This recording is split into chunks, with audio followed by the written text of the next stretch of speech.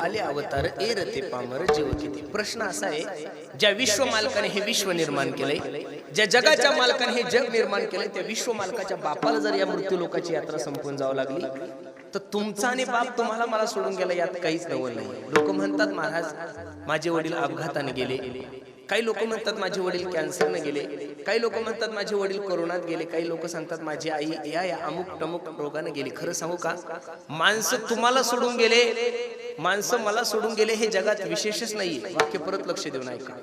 माणसं तुम्हालाही सोडून गेले, माणसं मलाही सोडून गेले हे जगात विशेषच नाही गड्यांनो. माणसं आजच्या तारखेमध्ये जिवंत आहे हेच मोठं विशेष आहे गड्यांनो. माणसं आजच्या तारखेमध्ये जिवंत आहे ना. बसणाऱ्या मंडळीला फक्त माझी एक विनंती आहे, ज्यांच्या प्रथम पुण्य स्मरणानिमित्त आपण सर्व माता मावल्या, पुरुष मंडळी, वयस्कर मंडळी जेवढे काही उपस्थित आहात, आमच्या कैलासरावांच्या प्रथम पुण्य स्मरणानिमित्त तुम्ही सर्व मंडळी उपस्थित आहात. बसणाऱ्या फक्त मंडळीला माझी एवढीच विनंती आहे, तुम्ही एवढं चांगलं जगूच नका की तुमच्यासाठी छत्रपती संभाजीनगर जिल्हा रडल, पण कमीत कमी तुमचा फुलंब्री तालुका रडला पाहिजे एवढं तर प्रत्येकानं जगलंच पाहिजे गाड्यांना. नका का तालुका रडेना. आता याच्यापेक्षा अजून किती सबसिडी देऊ तुम्हाला मी. कमीत कमी आपली बाजार सांगी आपल्यासाठी रडाव एवढं तर चांगलं जगाव. काही काही महाशय एवढे नालायक असतात की त्यांचे घरचे त्यांच्या मरणाची वाट पाहतात. एवढे दिवस जगूच नका. लोकांनी आपल्या मरणाची वाट पाहावी, लोकांनी आपल्या मरणासाठी नवस करावा. एवढे दिवस जगताच कशाला.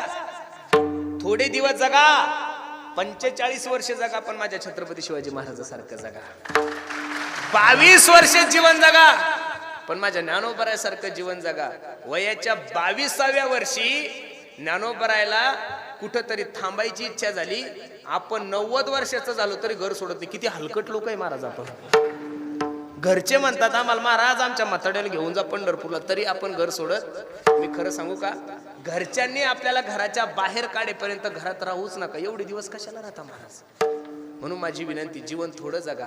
कबीर महाराज सांगतात, कबीरा हो कबीरा, कबीरा हो कबीरा.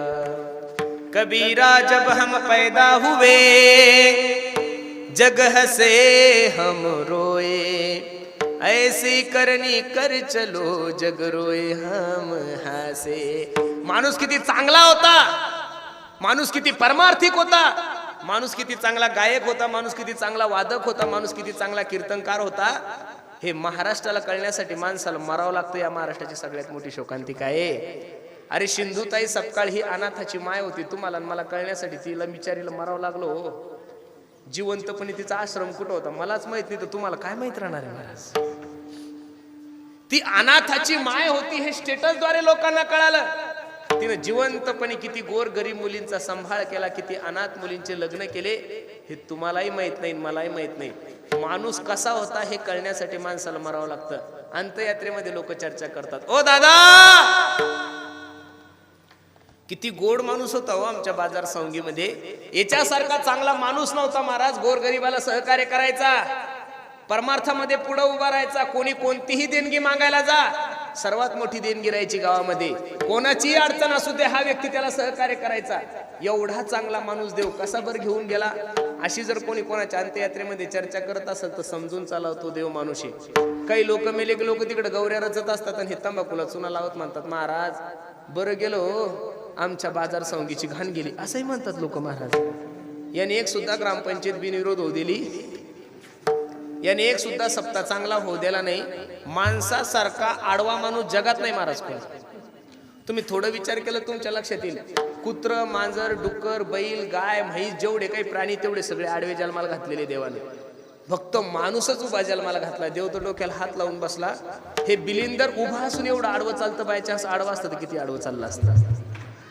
100 मांजरी आडव्या जाऊ द्या रोडनं तुमचं काम होईल, पण गावातला एक माणूस आडवा गेला तर गावाचा सप्ताह होत नाही. एवढी ताकद आहे माणसामध्ये. म्हणून बसणाऱ्या मंडळीला माझी विनंती आहे, जीवन थोडं जगा पण कसं जगा. महाराज सांगतात, हा उत्तम चिवरे कीर्ती मागे, कीर्ती मागे, उत्तम चिवरे कीर्ती मागे, कीर्ती मागे, उत्तम चिवरे कीर्ती मागे, कीर्ती मागे.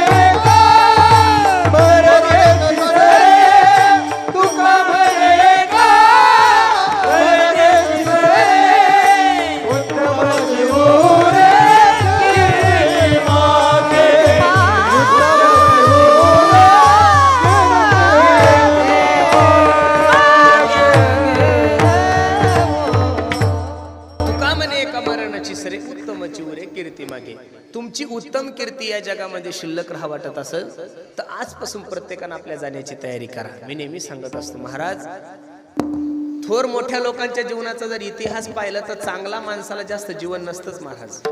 कोरोनाचा जर थोडा सर्वे केला तर कोरोनाच्या काळामध्ये एक गोष्ट तुम्हाला प्रामुख्यानं लक्षात आली असेल. कोरोना गेला पण माझ्या मनात एक खंत होती. तुम्ही म्हणसाल महाराज काय खंत होती? कोरोनामध्ये जे लोक मरायला पाहिजे होते ते नाही मेले हो. कोरोनामध्ये जे मरायला पाहिजे होते ते नाही मेले. त्याने ज्याने अख्ख्या गावाला त्रास दिला त्याचा 25 स्कोर असून सुद्धा त्याला रेमडेसिवीरची गरज पडली नाही. आणि ज्या बिचाऱ्याने कधीच कोणाचं वाईट केलं नाही त्याला नुसतं सर्दी व्हायचं निमित्त झालं, खोकला झाला आणि दवाखान्यात गेला तर डायरेक्ट कापडामध्ये बांधूनच आला, तसा आलाच नाही. म्हणून सर्वांना माझी विनंती आहे, मानवी देहाची इति कर्तव्यता काय आहे प्रत्येकाने थोडं लक्ष द्या. एक सांगू तुम्हाला, एवढा गोड नर्दे तुमच्याने माझ्या जीवनामध्ये प्राप्त झालाय. शास्त्रकार सांगतात, औट हात का मानव देह, तुतार्यांचा आवाज कमी कर. भगवान ने तुझको दिया खाया पिया सुख से सोया, नाहक जमाना खोया. शेतकरी राजा तुमचा परिसर बरा वाटतो, थोडं पाऊस झालेला दिसतोय, पेरणी झालेली. अजून सुद्धा महाराष्ट्रामध्ये 70% ठिकाणी पेरणी नाहीये महाराज. शेतकऱ्यांनी बी भरानं घरात आणून ठेवलंय, काही काही बिचाऱ्यांनी लावलंय, पाऊस नाही त्याच्यामुळे ते सुद्धा टेन्शन मध्ये. लक्ष देऊन ऐका, पेरणी कशी करायची याची तयारी तुम्ही 2 महिने अगोदर करता. 2024च्या आमदारकीची तयारी तुम्ही आतापासून सुरू केली. कार्यकर्ते तर खूप टेन्शन मध्ये सध्या. तुम्ही त्यांचा आदर्श घ्या. तुम्ही कोणाचा आदर्श घ्या?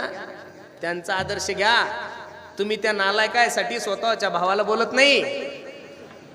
तुम्ही त्या मूर्खांसाठी वर्ग मित्राला सुद्धा बोलत नाही. आणि ते नालायक सगळे एका ठिकाणी येऊन देश लुटायचे स्वप्न पाहतात. त्यांच्यापासून सावध राहा, तरच तुमचा विकास होईल, तसा विकास होणार नाही. ते वरच्या लेवलवर त्यांनी काही केलं तरी चालतं, त्यांनी त्यांची पोरगी मुसलमानाला दिली तरी चालती. आपण फक्त जाती धर्म पाळा.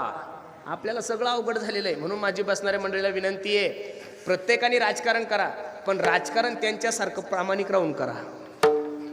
राजकारण तुम्हाला करत असताना त्यांचा आदर्श घ्या. भांडणही करा गावामध्ये, पण जर गावाच्या हिताचा विषय असेल तर सर्व पक्षी लोक एकत्रित या आणि गावाचा विकास करा. जसं ते म्हणतात, आता विकास करतात का भकास करतात काही कळत नाही महाराज. काय चाललंय राजकारणात काही नाही. जोपर्यंत आमच्यासारखे तरुण कीर्तनकार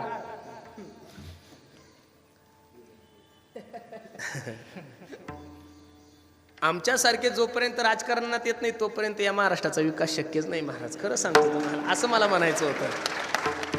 लोक म्हणतात तुम्हाला राजकारणाची काय गरज आहे, मग किती दिवस या बावळ्याच्याच हाताखाली काम करायचं? बरं, त्यांच्यापेक्षा बोलायला हुशार आहे आपण. बरं, जीवनात काही काळोपान राजीवात नाहीये.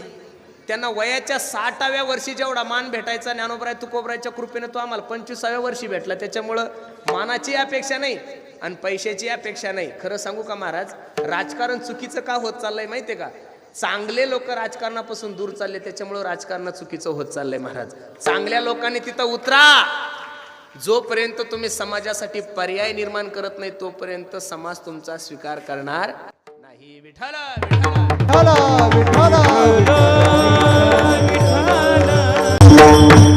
सर्व गोष्टीची तयारी करतोय तुम्ही. इलेक्शन कसं लढायचं त्याची तयारी करता, पेरणी कशी करायची त्याची तयारी करता.